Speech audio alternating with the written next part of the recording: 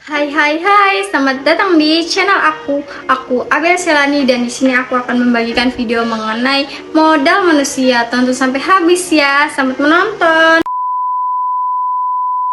Baik, kali ini aku akan membagikan video tentang human capital atau modal manusia. Langsung saja kita masuk ke materinya. Let's go. Oke, yang pertama ada arti dan pengertiannya human capital atau modal manusia. Istilah human capital pertama ditemukan oleh seseorang ekonomi bernama Theodore Salz yang berpendapat bahwa peningkatan kesejahteraan pada perusahaan tidak tergantung pada tanah, peralatan, energi, sumber daya, melainkan pada kompetensi pengetahuan dari pegawainya.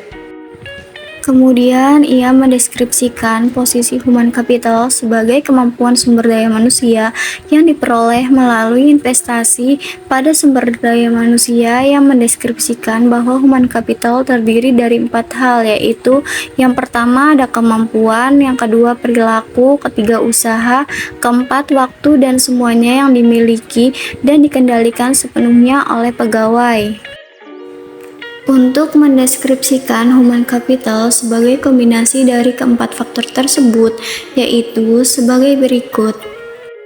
Yang pertama ada karakteristik atau sifat yang dibawa pada pekerjaan, misalnya inteligensi, energi, sikap positif, keandalan, dan komitmen. Yang kedua, ada kemampuan seseorang untuk belajar, yaitu kecerdasan, imajinasi, kreatif, dan bakat.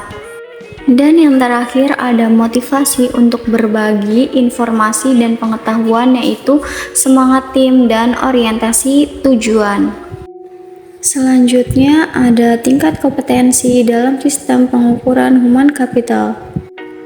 Yang pertama ada activity level, yaitu pengukuran aktivitas rutin SDM seperti rekrutmen, pemberhentian, promosi, dan lain-lain untuk syarat laporan internal.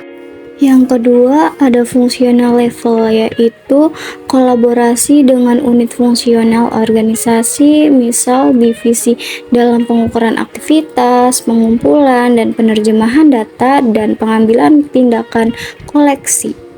Dan yang terakhir ada strategi level, yaitu tingkatan analisis tertinggi sehingga dapat memberikan gambaran perusahaan secara penuh, memberikan pemahaman hubungan antara SDM, strategi, dan kinerja.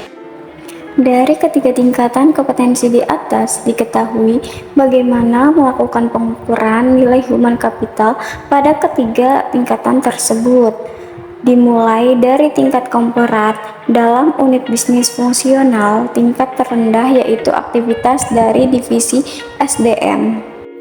Untuk mengintegrasikan sistem pengukuran tersebut menjadi sistem yang kohesif dalam suatu jalur yang terdiri dari 3 tingkatan, dan pada masing-masing tingkatan tersebut terdapat aktivitas yang dapat diukur beserta hasilnya. Perubahan paradigma karyawan.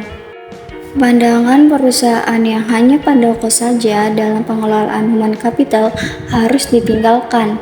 Artinya, investasi dalam SDM dipandang bukan sebagai biaya saat ini, melainkan investasi aset masa depan. Selanjutnya ada langkah perusahaan mengubah pola pikir. Yang pertama ada seberapa besar pengeluaran investasi yang telah dikeluarkan perusahaan untuk SDM. Lalu yang kedua ada bagaimana tingkat return of investment atas investasi tersebut. Yang ketiga, dapatkah dari beberapa investasi tersebut dialokasikan kembali untuk mendapat return of investment yang lebih baik.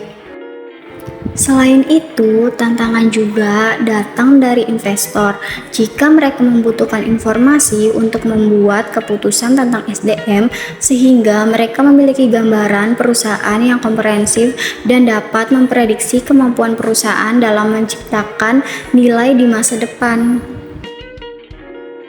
Dan yang terakhir ada mengidentifikasi human capital.